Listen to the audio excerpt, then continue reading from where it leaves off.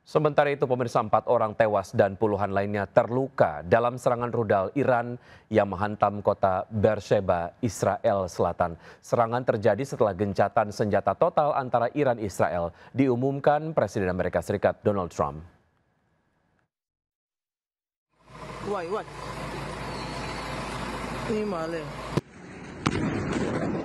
Inilah serangan rudal balistik Iran ke Beersheba sebelum Presiden Amerika Serikat Donald Trump memaksa Iran dan Israel untuk menghentikan serangan dan menyepakati gencatan senjata yang sudah diumumkan sebelumnya.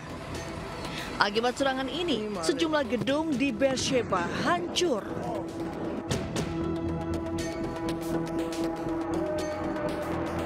Operasi penyelamatan berlangsung di Beersheba, Israel Selatan pada hari Selasa setelah serangan rudal Iran menewaskan 4 orang dan melukai puluhan lainnya.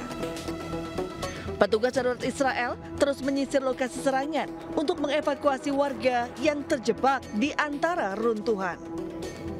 Petugas berhasil membawa seorang korban selamat di atas tandu melewati reruntuhan.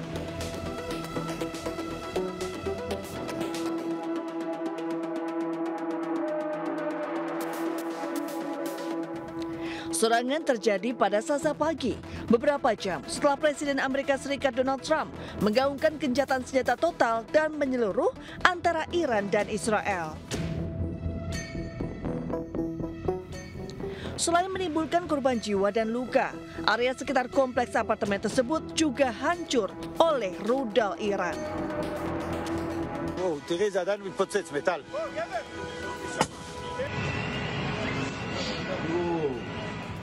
Sebelumnya, kota Beersheba juga menjadi sasaran serangan rudal Iran selama 2 hari berturut-turut pada Kamis dan Jumat pekan lalu.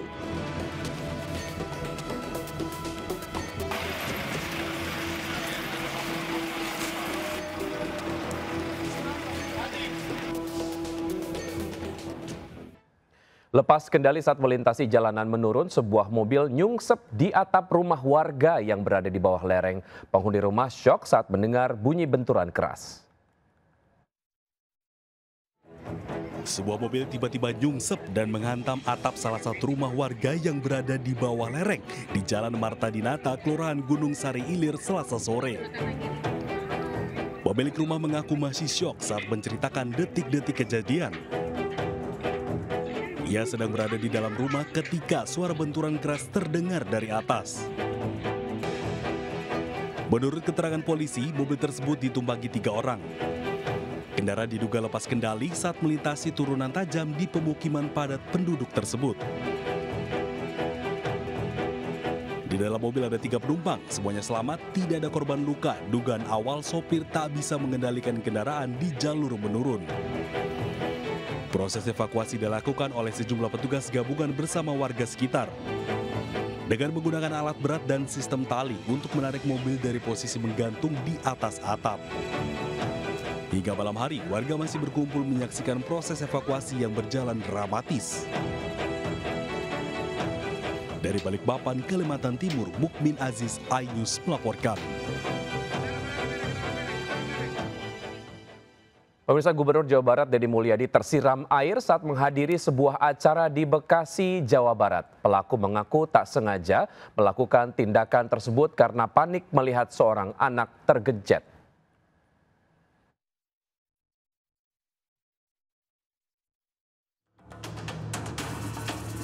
Viral di media sosial, Gubernur Jawa Barat Deddy Mulyadi disiram seorang pria di Kabupaten Bekasi, Jawa Barat pada Jumat lalu.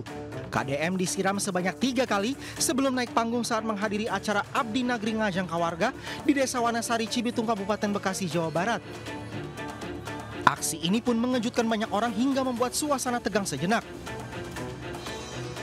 Berdasarkan pemeriksaan petugas, peristiwa itu bukanlah bentuk penyerangan terhadap KDM, namun pelaku panik karena melihat seorang anak tergencet di tengah kerumunan massa.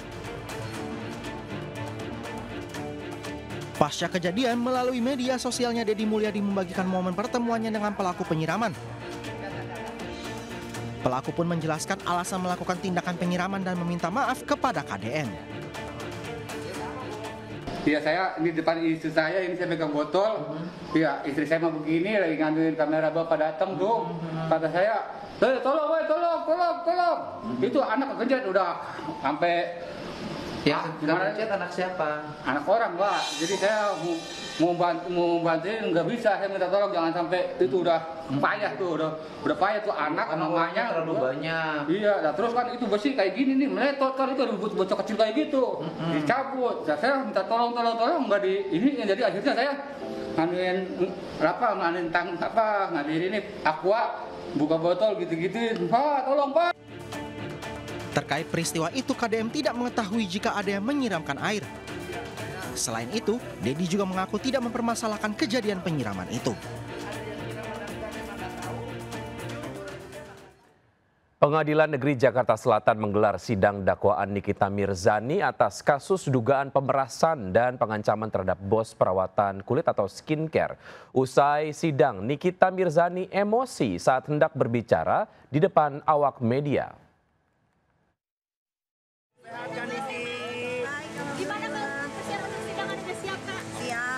Mengenakan rompi tahanan dengan tangan di borgol, Nikita Mirzani dan Ismail Marzuki asistennya jalani sidang kasus dugaan pemerasan dan pengancaman terhadap Reza Gledis, bos skincare di Pengadilan Negeri Jakarta Selatan.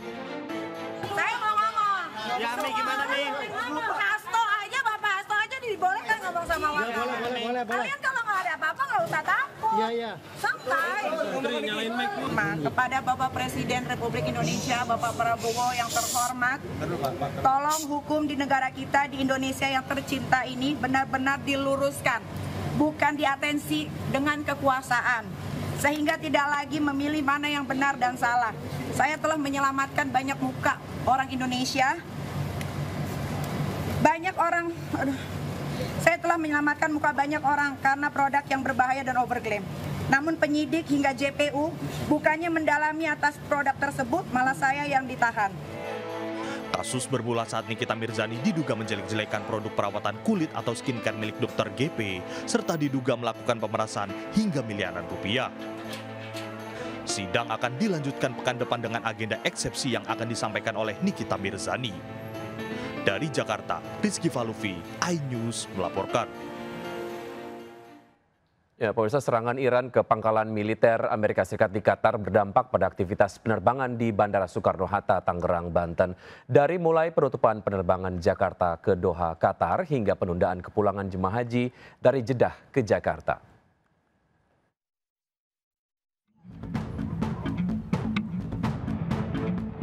Ratusan penumpang maskapai penerbangan rute internasional di Bandara Soekarno-Hatta, Tangerang, Banten terdampak konflik Iran-Israel.